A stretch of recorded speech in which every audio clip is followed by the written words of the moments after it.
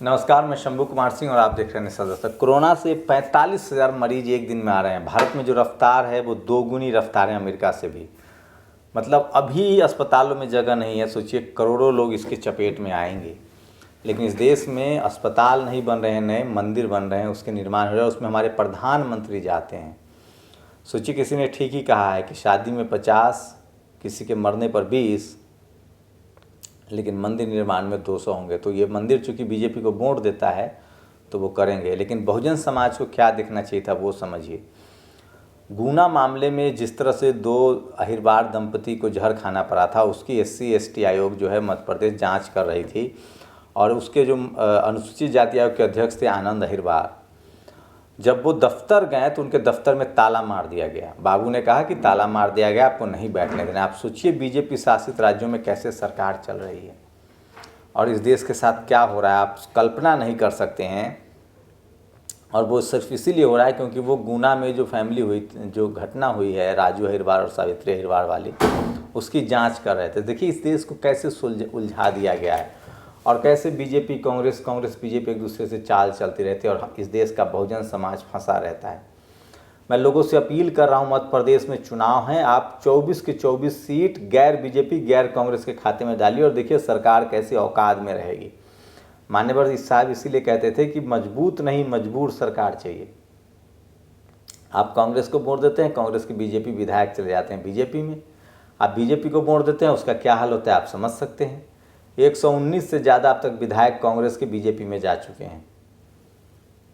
तो ये बहुजन समाज को समझना पड़ेगा। राजस्थान में क्या चल रहा है, राजस्थान में आप अब भी उम्मीद लगाइए कि इस देश के लालू यादव या हेमंत सोरेन या शिबू सोरेन को क्यों चोर कहा जाता है, अखिलेश मुलायम मायावती को क्यों चोर कहा जाता है। सोचिए कांग्रेस केस दर्ज करती है बीजेपी के मंत्री पर, बीजेपी की सरकार केंद्र में है, वो छापामारी करवाती है गहलोत के भाई पर। क्या लग रहा है, सब राजनीति हो रही है। पायलट चले जाते हैं हाई कोर्ट, फिर गहलोत चले जाते हैं सुप्रीम कोर्ट में मिश्रा जी का पैनल है, वो कह देता है कि आपको फिर आगे सुनवाई होगी। सोचिए क्या बहुजन समाज के लोगों को क्या झेलना पड़ा होगा। अब तो सब पानी पानी की तरह साफ है, या तो गहलोत गलत है या बीजेपी गलत है, कोई तो एक गलत है।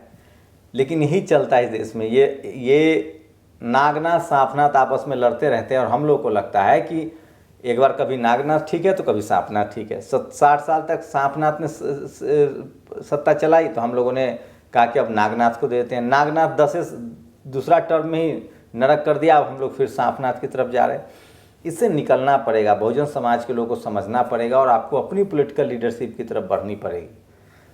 सोचिए जब ये खुद एक दूसरे को, राहुल गांधी पर केस दर्ज करते हैं, प्रियंका गांधी पर, सोनिया गांधी पर, जेल में क्यों नहीं डालते हैं, नहीं डालेंगे। ये इनकी राजनीति है, ये सिर्फ हमारी नज़रों में अच्छा बनने के लिए कांग्रेस बीजेपी को गाली देती है, बीजेपी को कांग्रेस को गाली देती है। करना दोनों को एक ही है। ममता बनर्जी बीजेपी को गाली देगी, बीजेपी ममता बनर्जी को गाली देगी, करना दोनों को एक ही है। नवीन पटनायक बीजेपी को गाली देंगे, बीजेपी नवीन पटनायक को गाली देगी, करना दोनों को एक ही है। अरविंद केजरीवाल बीजेपी को गाली देंगे, बीजेपी अरविंद केजरीवाल को गाली देंगे, लेकिन करना दोनों को एक ही है। ये दोनों ये चाहते हैं कि विरोध में भी यही रहे, पक्ष में भी यही रहे। और हम सब 70 से 80% लोग मदारी बने हुए इस देश में, गरीब हैं, लाचार हैं, भुखमरी के शिकार हैं। कोरोना जैसे महामारी, हमारे पास स्कूल नहीं, अस्पताल नहीं, अमिताभ बच्चन तो है नहीं। आप सोचिए 10 लाख से ज़्यादा हो गया है कोरोना पेशेंट, कहाँ इलाज करवाएंगे। इसलिए मैं कह रहा हूँ सरकार पर नकेल जरूरी है, और नकेल तभी होता है जब आप सोचिए अगर आप BSP को या आज़ाद समाज पार्टी को या किसी गैर बहुजन को वहाँ 24 सीटें जिता देते हैं, जबकि हर विधानसभा में SC/ST OBC माइनॉरिटी एकजुट हो जाए तो एक भी बीजेपी कांग्रेस को सीट नहीं आ सकती है।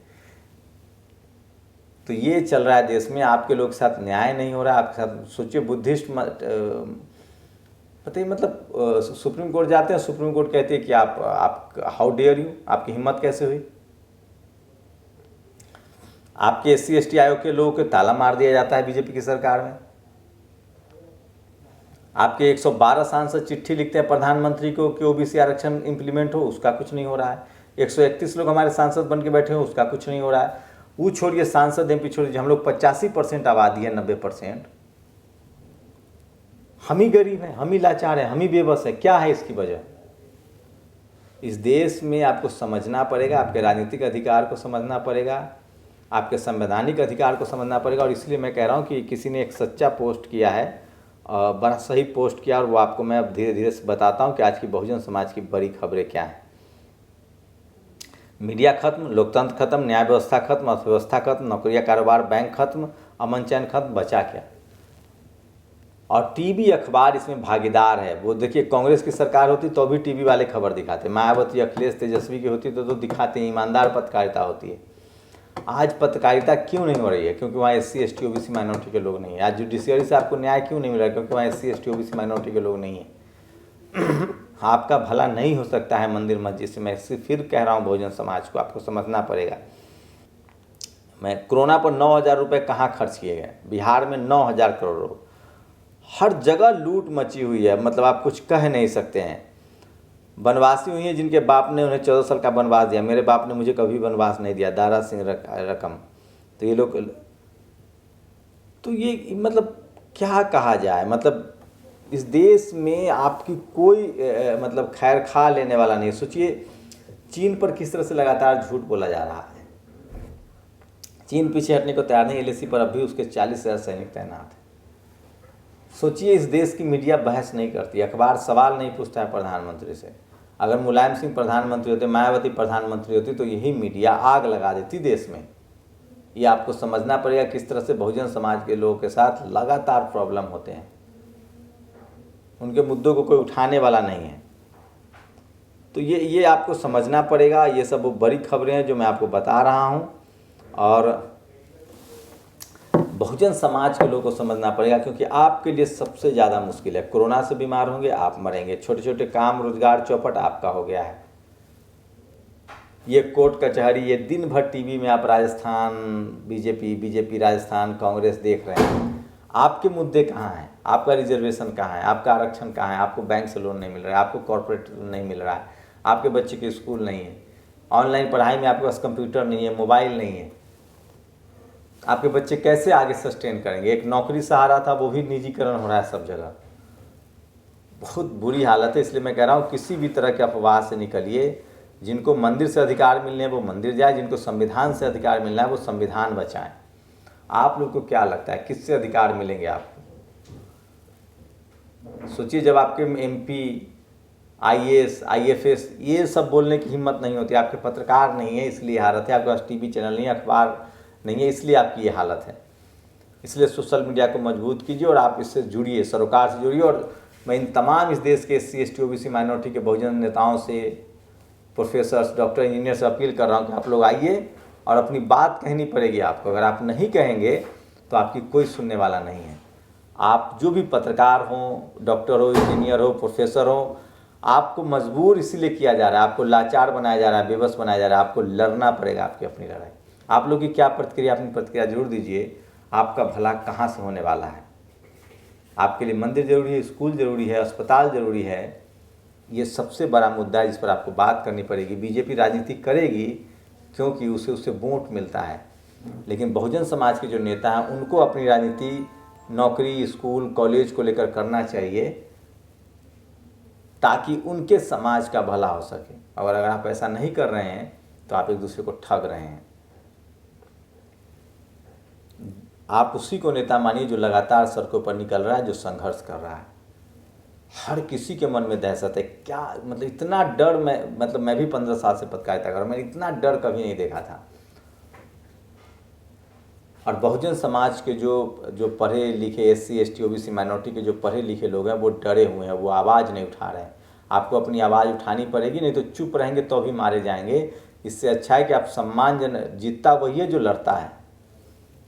जब आप बिना लड़े सरेंडर कर देंगे तो आपकी आवाज़, सोचिए, बाढ़ है उस पर कोई बात नहीं है, कोरोना है उस पर कोई बात नहीं, बेरोजगारी है उस पर कोई बात नहीं है। इस देश की मीडिया के लिए क्या ज़रूरी है? आप सोचिए, चीन जिस तरह से घुसपैठ करके बैठा हुआ है, कोई SC ST OBC माइनॉरिटी का CM या PM होता तो क्या हालत हो जाती। तो ये सब समझना पड़ेगा एकदम। अब तो सब कुछ पानी की तरह साफ है। आपको राजस्थान, आज कभी सोनिया गांधी, प्रियंका गांधी सब जेल नहीं जाएंगे, सब बेकार बात है। वो आपस में एक दूसरे से लड़ते हैं, आप खेल देखते हैं। सत्ता कभी उनके हाथ में, कभी उनके हाथ में। राजस्थान में आप कमाल कर सकते हैं। मध्य प्रदेश में 24 सीटों पर उपचुनाव है। अगर बहुजन समाज के लोग 24 के 24 सीट अपनी पार्टियों को जिता दे, ना कांग्रेस को दे ना बीजेपी को दे, सोचिए कांग्रेस 24 सीट जीतेगी तभी उसकी सरकार बनेगी, बीजेपी 9 जीत लेगी तो उसकी सरकार बनी रहेगी। अगर 24 से 24 सीट आई या 20 सीट भी अगर किसी बहुजन लोग जीतें तो ना तो कांग्रेस औकात में रहेगी, बीजेपी भी औकात में रहेगी। ये समझना पड़ेगा आपको। इसलिए मान्यवर साहब कहते थे, जो राजनीति के रसायन शास्त्री थे, कि मजबूत नहीं मजबूर सरकार चाहिए। बिहार में कुछ लोग कह रहे हैं कि 30 साल से वहाँ सब कुछ खत्म हो चुका है, तो पहले क्या राम राज था? पहले क्या विकास की नदी बहती थी? क्योंकि वहाँ लालू यादव है, नीतीश कुमार है, पिछड़ा मुख्यमंत्री था, उनको बर्दाश्त नहीं होता है। तो ये सब समझना पड़ेगा आपको, राजनीति समझनी पड़ेगी, खेल समझना पड़ेगा।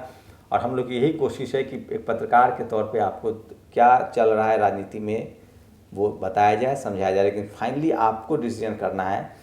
बहुजन समाज के लोगों को लिखना पढ़ना पड़ेगा। सोशल मीडिया आपके पास एक बड़ा प्लेटफॉर्म है, ट्विटर है, फेसबुक है, इस पर अपनी राय दीजिए, प्रतिक्रिया दीजिए, वीडियो बनाइए, तभी जाके आपके लिए कोई जगह है। नहीं तो इस देश में जिस तरह से कुछ % लोगों का सत्ता पर कब्जा, आपके हिस्से कुछ नहीं आने वाला है। आपको मार देगा, जांच नहीं होगी आपके। मुझे आज JNU से एक मुस्लिम महिला प्रोफेसर का फ़ोन आया जो OBC कैटेगरी से हैं, उनको 18 महीने से तनख्वाह नहीं मिल रही है। जितने डॉक्टर हैं, इंजीनियर हैं, प्रोफेसर हैं, एम्स के एक डॉक्टर से बात हुई थी, वो कह रहे थे एम्स में एक जाति सूचक शब्द कहे जाते हैं। हर जगह RSS के लोग भरे जा रहे हैं। कहाँ कहाँ भरे जा रहे हैं बता रहा हूँ, यूनिवर्सिटी में, मेडिकल कॉलेजेस में, मीडिया में वो ऑलरेडी हैं, जुडिशियरी में, ब्यूरोक्रेसी में, बिजनेस में। आप सिर्फ मजबूर बना दिए जाएंगे, दूसरे दर्जे के नागरिक बना दिए जाएंगे। आप सिर्फ लाचार और बेबस होंगे, आपके हिस्से कुछ नहीं आने वाला है। और नहीं भरोसा है तो अपने समाज के पढ़े लिखे डॉक्टर इंजीनियर सब के पास जाइए। और वो चाहते भी नहीं कि आप स्कूल कॉलेज जाएं, क्योंकि आप स्कूल कॉलेज चले जाएंगे तो कर्मकांड कौन करेगा, पालकी कौन ढोएगा, ईंट कौन ढोएगा, सब्जी कौन बेचेगा, ठेला कौन चलाएगा। वो पीढ़ी दर पीढ़ी चाहते हैं आपको गरीब बनाए रखें। इसलिए मैं कह रहा हूँ इन सब मुद्दों पर बात कीजिए। अगर आप संवेदनशील हैं तो आपको समाज के लिए सचेत होना चाहिए। और ये देश तभी मजबूत बनेगा जब इस देश का हर नागरिक मजबूत होगा। नहीं तो आपके SC ST के चेयर आयोग के अध्यक्ष के साथ क्या सुलूक होता है वो आप देख सकते हैं। आपके 112 OBC के MP चिट्ठी लिखते हैं, उसके बाद भी कोई प्रतिक्रिया नहीं। 131 लोग जो SC ST के MP है वो चुप्पी साधे होंगे। सोचिए 90% आबादी की कोई सुनने वाला नहीं है, न कोर्ट, न पुलिस, न जुडिशियरी, न मीडिया। जौनपुर में दिन दहाड़े घर में घुसकर हमले हो रहे हैं। देश भर में कास्ट एट्रोसिटी हो रहा है। खबरें टेलीविज़न पर चलती नहीं, इसलिए सोशल मीडिया पर हम लोग लगातार इस खबर को दिखाते रहते हैं, आपसे बात करते हैं कि कभी तो समझिए। आप लोग फूले पेरियार अम्बेडकर की विचारधारा को पढ़ना होगा, संविधान को समझना होगा। और आपको अगर आपको नहीं भरोसा है तो मैं इस देश के तमाम राजेंद्र सिंह की एक लाइन दोहराता हूँ, इस देश में आरक्षण की वजह से नौकरी पा लेना आसान है, सम्मान से नौकरी कर लेना और मुश्किल है। आप लोग अपना अनुभव शेयर कर सकते हैं, खासकर जो पढ़े लिखे बहुजन समाज के लोग हैं, जो नौकरी पेशा में है, जो बिजनेस में है। क्या आपके साथ जाति की वजह से किस तरह की कठिनाई आती है और आप किस तरह के डर में रहते हैं, चाहे आप नौकरी में हो, बिजनेस में हो या कॉर्पोरेट सेक्टर में हो। और जितनी तेज़ी से जाति के नाम पर नौकरियां मिल रही है और जाति के नाम पर SC ST OBC माइनॉरिटी की नौकरी जा रही है, मैं कोशिश करूंगा आज देश भर के डॉक्टर इंजीनियर से आपकी इस मुद्दे पर बात कराऊंगा। इसलिए कह रहा हूँ ये तमाम जो इनके महीन खेल हैं, इसको समझने के लिए, आडंबर से निकलने के लिए, कर्मकांड से निकलने के लिए पढ़ना लिखना जरूरी है। और ये चाहते ही नहीं कि आप पढ़े लिखे, इसलिए सरकारी स्कूल बर्बाद किया गया। ये चाहते हैं कि आप मर जाएं, इसलिए सरकारी अस्पताल बर्बाद किया गया। और आज कोरोना में न तो इलाज है, न दवाई है, न आपके पास नौकरी है, न रोज़गार है, न खाना है, न आपका बच्चा के लिए स्कूल है, न अस्पताल है। और ऑनलाइन एजुकेशन के बाद तो अब और कहीं के नहीं रहेंगे आप। लेकिन ये बहुजन की नैतिक जिम्मेदारी है कि इन तमाम मुद्दों पर आप बात कीजिए। आप लोग की क्या प्रतिक्रिया, अपनी प्रतिक्रिया जरूर दीजिए। शुक्रिया। नेशनल दस्तक की आपसे गुजारिश है कि अगर इसको बचाना चाहते हैं तो नेशनल दस्तक को सब्सक्राइब करने के लिए रेड कलर के सब्सक्राइब बटन को दबाएं, फिर बेल आइकन की घंटी दबाएं। नेशनल दस्तक को बचाने के लिए बहुत ज़रूरी है कि हर खबर को शेयर करें, लाइक करें, कमेंट जरूर करें।